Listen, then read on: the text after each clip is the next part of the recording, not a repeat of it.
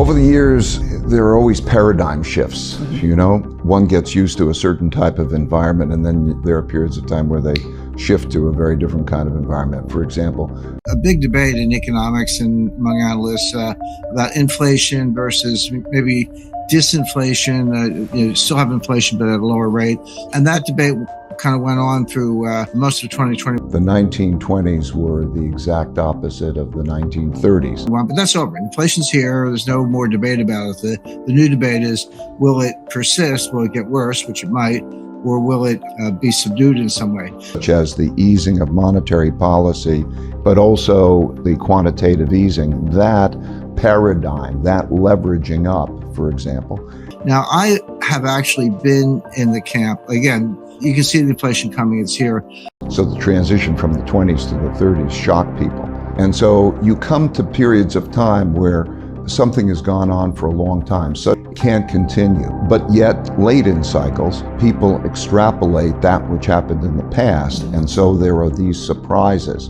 It's going to persist for a while. That's the big question. Will it kind of tail off? I think there are always these paradigm shifts. And I think by stepping back and seeing history from a longer term perspective is very helpful.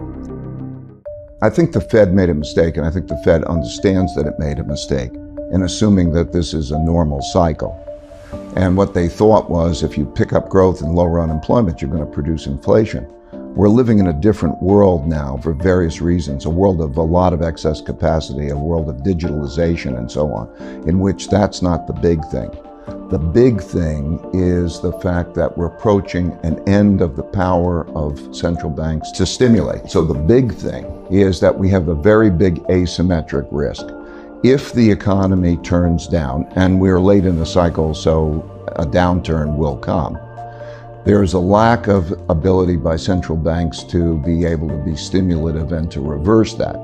And that's happening at a time where there's great wealth polarity. So if the left and the right, or the rich and the poor, are at each other's throats at this time, and this is when times are good, imagine what it's going to be like when we have a downturn and there's an inability of central banks to respond to that. So that shift in Fed policy, which came at the end of the year, was necessitated by these weakening conditions around the world. I think the key is us staying on top of these changes that we're talking about and responding to them. First of all, I think every portfolio should have the right amount of diversification in it. Gold is an important portfolio diversifier. However, let me be clear, I don't think anyone should have a concentrated portfolio now, okay? So people can hone in on one comment I'm making. I think that the notion of creating a balanced portfolio is the most important thing that they can do right now, because wealth can't so much be destroyed as it can be shifted.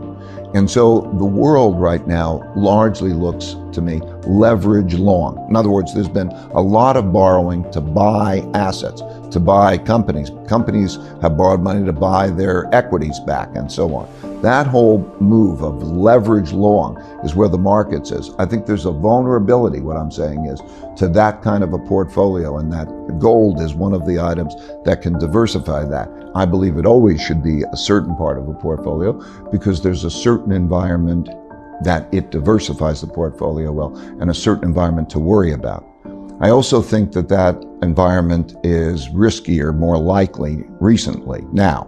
And that environment is one in which it becomes very difficult to stimulate the economy, and there's a desire to depreciate the value of currencies. Now think about a bond is really the currency. So when one owns a bond or one owns a debt instrument, one is paid a pile of currency over a period of time.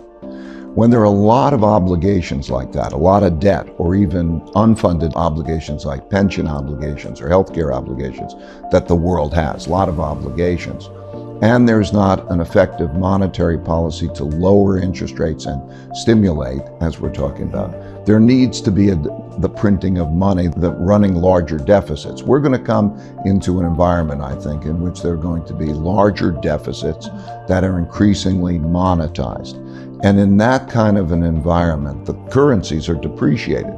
I think that in an evolutionary way, over the next 1, 2, and 3 years, that there will be a turn for the worse. Yes, I think that there'll be an environment in which you're going to have excess capacity and debt restructurings and political issues entering into it. I think there's going to be an effect, a risk. Well, of course, recessions are always inevitable. The only question is when. And I think that you're seeing this around the world. You could see it through Asia, you could see it in Europe, and you could see it in the United States. Let's step back maybe and put the big factors in perspective, I think, and then put a time horizon to that. I think the big factors are we are rather late in both the short-term debt cycles and the long-term debt cycles, meaning the capacity of central banks to produce stimulation. It can be measured by their ability to lower interest rates significantly and do quantitative easing and have that purchased. We have a problem there. Okay, that's a big thing, but it's not an immediate problem. It's a problem that is going to come in the next 1 or 2 years. You're seeing it in Europe, you see it in Japan, and to some extent you're seeing it in the United States. And they're going to announce, by the way, I don't have a crystal ball. The Fed told us that. They may be wrong, but they're transparently wrong. So they tell you what mistakes they're going to make in advance. So that's the Fed forecasting is actually fairly straightforward because you just have to believe them. So they're going to raise rates again in May, probably 50 basis points. They're going to announce a reduction in the balance sheet. Whether they actually start it in May, they probably will. 100 billion a month reduction in asset purchases. So that's QT, quantitative tightening. In other words, they're running the same playbook they tried to run or they started to run in 2013, 2014. But here's my question. They failed the last time. Why do they think they're going to be any more successful this time? Why do they think they can get out of this? And the answer is they cannot without a recession. And this is what Larry Summers has been saying. I think he's right. They can normalize rates in the balance sheet and they can stop inflation, but not without causing recession and not without causing a stock market crash. So the big question for the next year is, will the Fed do that? And they may. Paul Volcker did it. Or will they balk again, at which point you might rescue the market, but the inflation is just going to go wild. That's the debate. But the thing is about framing it that way, you've got two paths and we'll get signals along the way. We won't be the last to know. The Fed will, but we won't. You'll be able to see this coming and it's going to get a lot worse. And here we're talking about global supply chains. That is a big deal. And I'll come back to the Ukraine connection because it's huge, but the supply chain was breaking down before the war in Ukraine. That was breaking down beginning in 2018 with Trump's trade wars. We don't have to debate the pros and cons of tariffs and trade wars. There are two sides to that, but there's no question that disrupted the supply chain when Trump put tariffs on imported solar modules and consumer durables and refrigerators and air conditioners, everything it was coming from everyone, but it was clearly aimed at China. China retaliated by saying, we're not going to buy any more U.S. soybeans. And they bought their soybeans from Brazil. Now that sounds like, oh, okay, you change a purchase order from the U.S. to Brazil. What's the big deal? It's a huge deal. They move them on ships. You got to redirect all that ship traffic, change all those shipping lanes, break a lot of long-term contracts. And the U.S. has to scramble to say, well, we got to sell the soybeans to the Dutch because the Chinese aren't buying them anymore. And so the point being, the logistics, the trains, the cargo lanes, the purchase order, the curves, it all get scrambled. So that was going on before the pandemic. Then boom, here comes the pandemic and the Chinese are, they got the zero COVID policy. You might as well have a zero cold policy. No one can get a cold. We're going to shut down a city of 26 million people, which is Shanghai, because there's a kind of tame version of the flu going around. I'm not in charge of China, so I can't change that, but I do know what they're doing, and they're doing exactly what I just said. Next to Shanghai is a place called Ningbo, which is the biggest port in China. Most of the containers showing up at the port of Los Angeles are coming out of Ningbo. Well, that's all affected. And so the global supply chain is breaking down. It was already breaking down. Now it's a lot worse. Now, along comes the war in Ukraine. Russia and Ukraine. Now, I know they're, different sides of the war. They're in a fight to the death, but taken economically, if you combine Russia and Ukraine, you're looking at 25% of all the wheat exports in the world.